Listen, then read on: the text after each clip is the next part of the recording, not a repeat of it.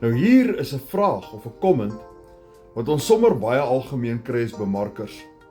As dit so maklik is, hoekom doen almal dit nie? Mense wat hierdie tipe van vrae vra is gewoonlik nie in die aanlyn wêreld. En ons as bemarkers het al tonne van hierdie vrae gehad wat wissel van skelwoorde, wat spreek van baie swak karakter, ook vele beskuldigings en dat ons ook scammers is. Nou, dis glad nie vir ons nie. Ek ignoreer beledigings en swak konfrontasie dood eenvoudig net. Maar hierdie is 'n geldige vraag. 'n Vraag wat ook baie maklik is om te antwoord. Eerstens, dit is nie so maklik nie. Omdat dit nie so maklik is nie, daarom doen almal dit nie. Nou, dit is beslis nie maklik nie, maar 100% moontlik vir almal wat dit wil doen.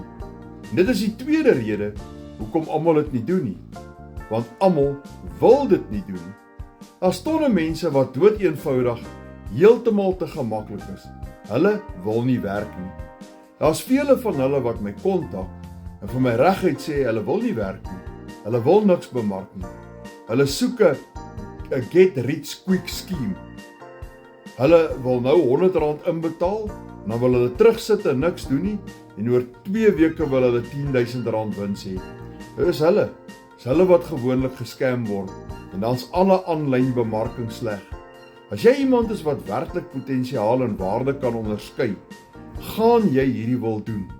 Want die kleinste programmetjie wat ons bemark hier die vermoë om jou tot R40.000 per maand inkomste te gee. Jy gaan 'n produk verkoop. 'n Produk wat klaar vir jou ontwerp is. Jy maak 100% wins op daai produk.